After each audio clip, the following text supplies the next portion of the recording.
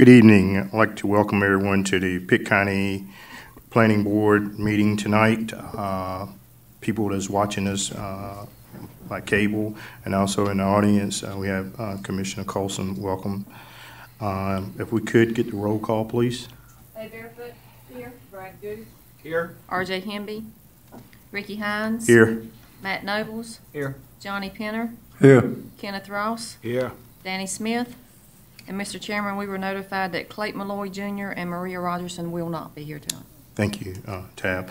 The prayer will be led by Mr. Faye Barefoot, and the pledge will be led by Ricky Hines. Could please stand. Our Father, we're thankful for today. We're thankful for the many blessings that you provide for us.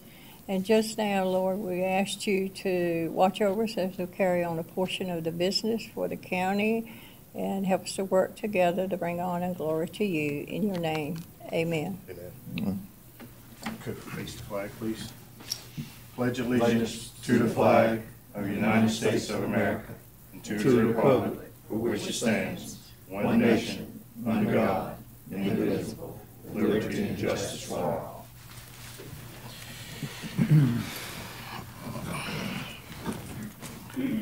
Next up on the agenda is the approval of the minutes from July the 18th meeting. I'll make a motion we approve the minutes. Second. Got a motion and a second. Second. Okay. To approve the minutes. All in favor, vote by saying aye. Aye. All opposed? Okay. All right. Also, the minutes from our July 31st meeting. Do I have to do both of them? So move So, to okay. approve. Second. All right. Motion on the table for the approval of the July 31st meeting. All in favor, vote by saying aye. Aye. All opposed? Thank you. Next up, we have Eric. Oh, I'm sorry. We got James Rose up next. Thank you, Mr. Chairman. Just real quickly, wanted to make you aware of the appointments. You may recall at your last meeting, you put forward 2 names to possibly serve on the advisory committee for the Metropolitan Transportation Plan, and those appointments have been made. They were made by the commissioners at their last meeting, and they did take your recommendation of both Maria Rogerson and Danny Smith, and we've been in touch with the folks that are heading this up. Probably the first meeting will take place, as we mentioned earlier, by the end of this month, and it'll be about a year-long process, so I'm sure we'll be reporting back to you. Just want to make you aware that those 2 appointments have been made. Thank you, James, and thank you, Maria and Danny, for serving on the committee. Now, next up is Eric. Thank you, Mr. Chairman. Here tonight to report on our progress that we're making on our land use plan for the Southwest Bypass Corridor. Proud to say that we are seeing the light at the end of the tunnel. We will get to the project schedule and have some more information we're going to present to you as well. You'll find in front of you, you have a copy of the this is our draft of the Southwest Bypass Land Use Plan. It's a smaller version of what would be normally, just so to kind of familiarize yourselves with the layout of it. Each page in this packet is actually 2 pages of the plan, so they'll be split once the plan is finalized and bound properly and the way it's supposed to be. But just kind of talk about what we've completed so far since the last time we reported to you. We have, as I mentioned, developed the final draft of the land use plan and the future land use map. We did have a second community meeting. It was an open house meeting at Pitt Community College on June 25th. We had approximately 50 or so people, 50 to 60 people that attended that night. We were able to give them a lot of good information. They were able to provide a lot more comments.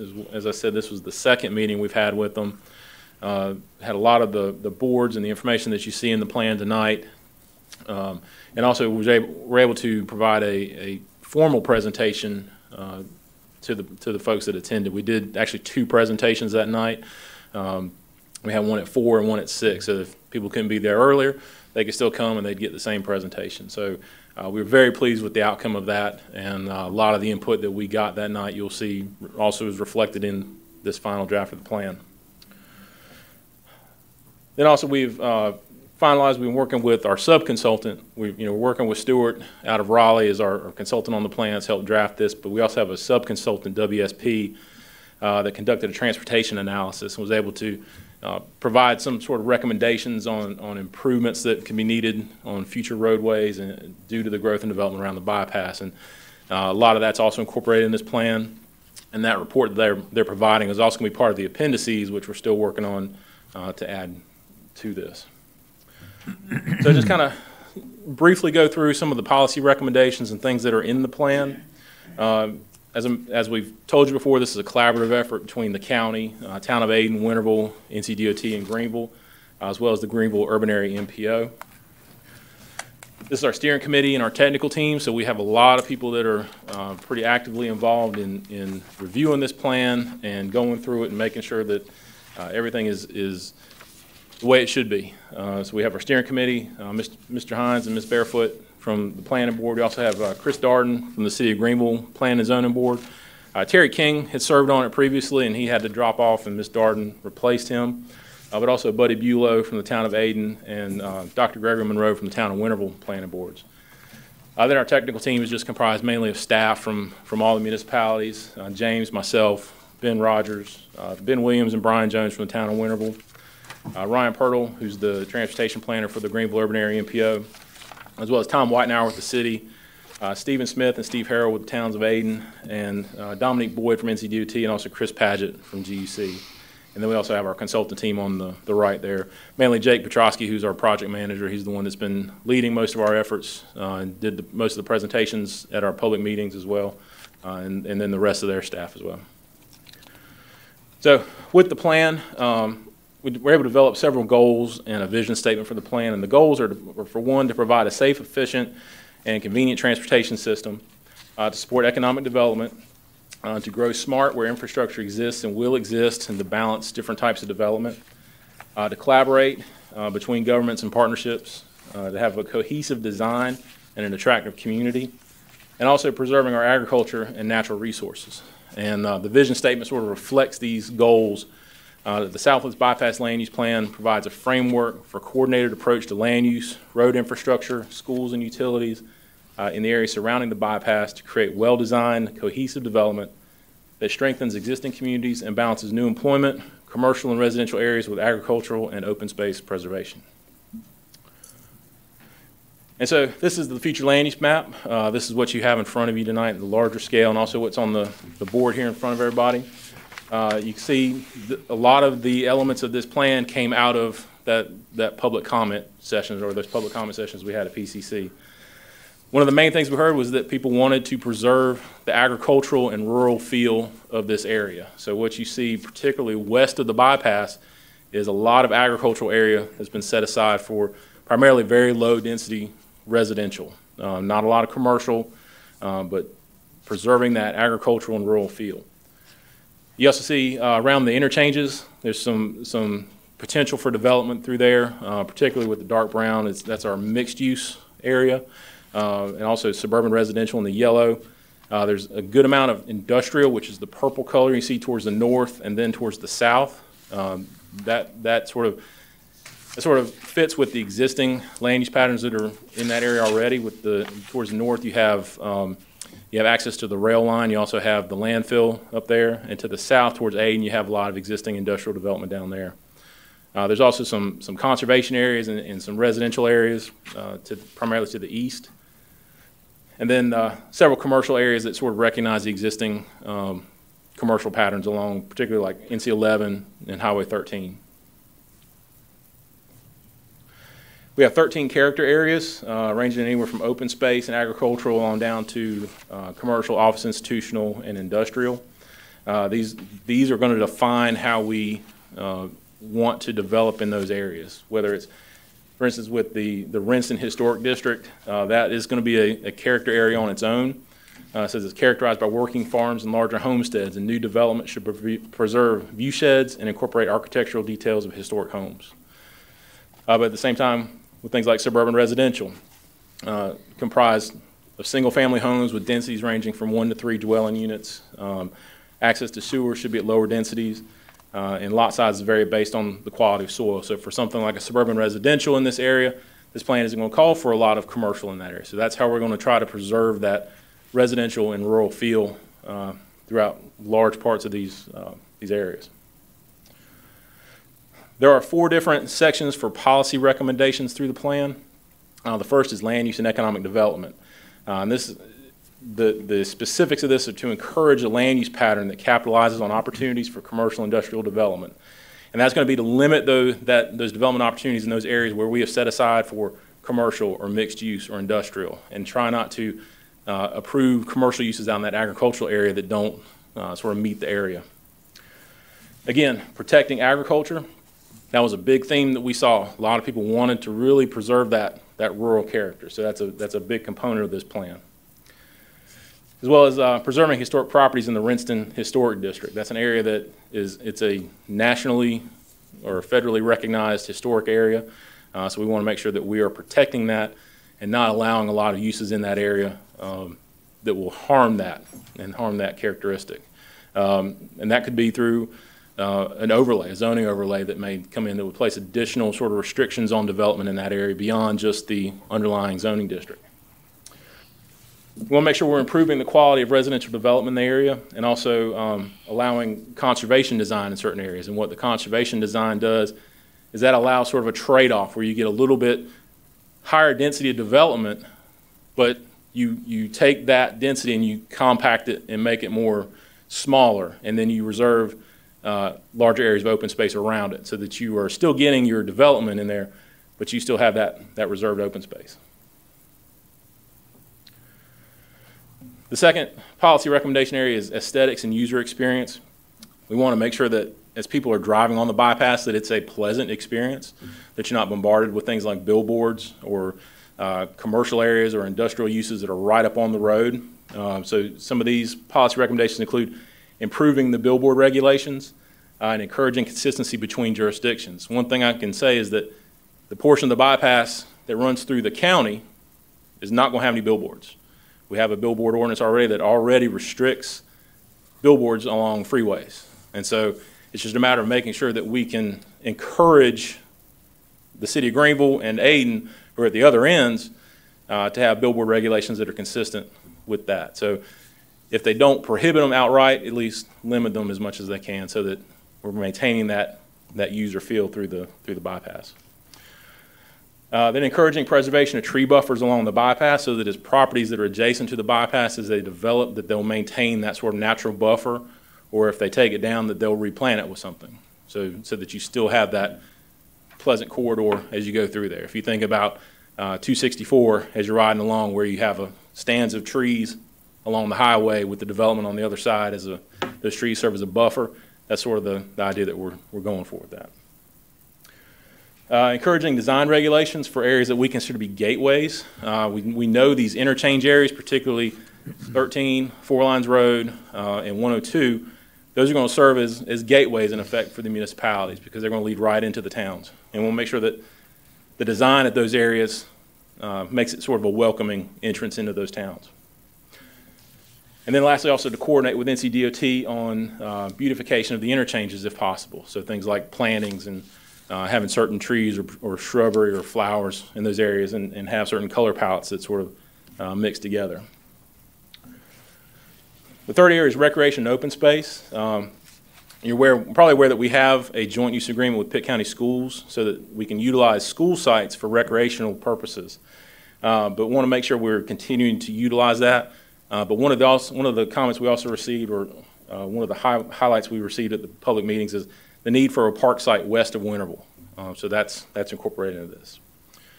Then also want to review our open space standards for residential zoning districts. As I mentioned with the conservation design, we want to make sure we're incentivizing the preservation of open space.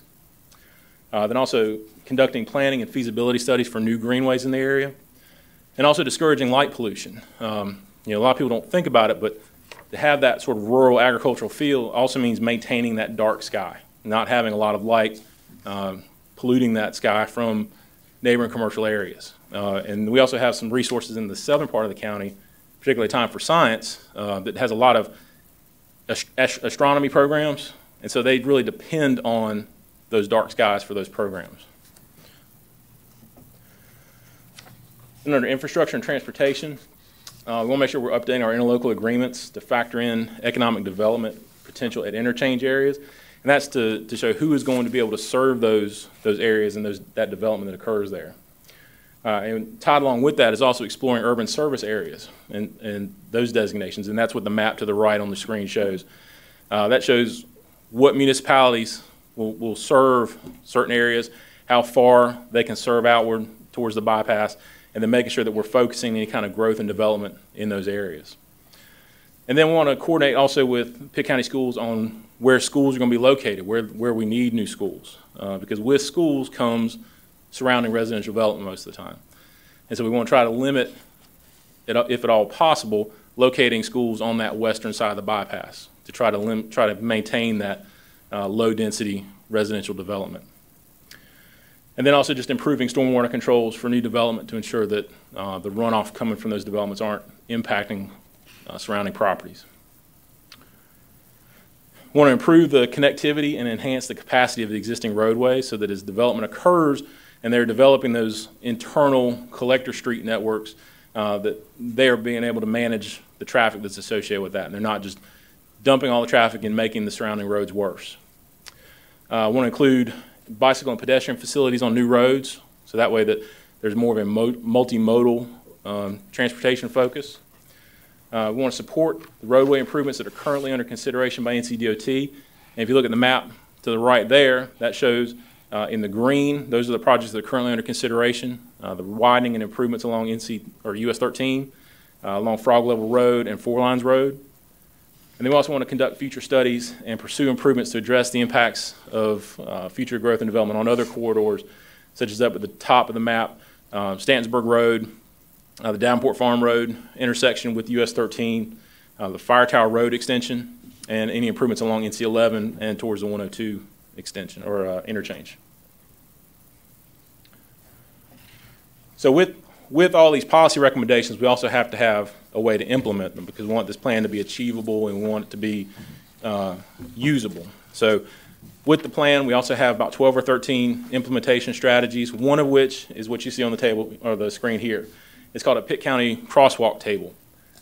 And this is to show that with our current zoning designations, if a request were to come in, and we can look at this table very easily and say, if it's within this area, is that request appropriate? So you see there's a light blue and a dark blue. For instance, if it was in the medium density residential district, which you see here. If somebody were to request to go to suburban residential or to multifamily residential, the dark blue indicates that the rezoning would likely be appropriate for that land use classification. The SR and the MFR, of course, require sewer. So if the sewer is available, a request like that would be appropriate. If they requested something along the lines of the rural commercial, the light blue indicates that it may be appropriate if it's compatible with the neighborhood or with the surrounding land uses. So if it was at an intersection or we had other commercial land uses nearby, it may be appropriate. But if it didn't meet that kind of criteria, maybe not. Now, if it's got an asterisk by it, for instance, if it was a request to go to RA in the Rinston Historic District, that rezoning would likely be appropriate, but that asterisk indicates that the current zoning regulations may not necessarily be sufficient, so there might be other requirements that need to meet the plan or meet the requirements of the plan. So, does anybody have any questions about any of this so far? Okay. Well, like I said, you have the plan in front of you. We'll talk about our next steps here. Tomorrow night is our August 16th, or tomorrow night, August 16th, is our final steering committee meeting. We're going to be asking the steering committee for an endorsement of the plan. Ms. Fay and Ricky, you're going to be there tomorrow night to serve for the county. So we'll be asking them to review the plan, provide the recommendation. Then our next planning board meeting on September 19th, we'll be asking the planning board to hold a public hearing for a formal recommendation of the plan. So please take the plans home, look through them, review them. If you have any comments or questions, you can feel free to email me or call me, and we'll take those under advisement and we'll make any changes as necessary. But please, like I said, before that meeting on the 19th, take a look at it and let us know. And then we're looking at October 15th to have the public hearing in front of the Board of County Commissioners for adoption. And beyond that, like I said, we are looking to move fairly quickly with some of the low-hanging fruit of the plan. One of the major things would be doing some subdivision ordinance amendments, maybe some zoning ordinance amendments. So we're going to look to probably move on those fairly quickly. So you can look forward to kind of rolling right into some of these ordinance updates to make sure we can achieve the goals of this plan. So with that, I'd be glad to answer any questions. And Anyone have any questions for Eric? Just have a comment. Again, Eric, great job. You did a great job. Thank you. Facilitating with us, you and the rest of the planning department. I thought this was a great committee. I think we worked well together. Ms. Fay, you have anything, Ms. Fay? No question. Okay. All right. Well, thank you again. thank you.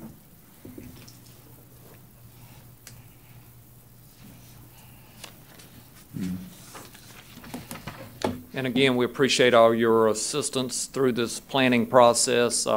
It's been about a good 9 months long at this point, so it's been put together pretty much in a succinct process, and I think we've got a lot of valuable input. I think staff here's pleasantly surprised and like the way it's kind of shaped up with retaining the rural atmosphere to the west of the bypass and concentrating the growth and development on the on the east side. So that's what we planners aim to do, is try to get that in and around those municipal areas where the services are better provided. Okay, on to some informational items. Just to bring you up to date, hot topics of late have been road improvements, and in specifically Woodmore Farm subdivision. Just to give you a recap, you may remember this was a development that went in about 25 years or so ago. The developer died without having the roads petitioned for acceptance by DOT. They were dedicated as public road rights-of-way. The county has a policy that stipulates certain requirements, and especially what is allowed through general statutes. And the bottom line here for this development, there's been a lot of discussion about how to finance it, how to move forward with the project.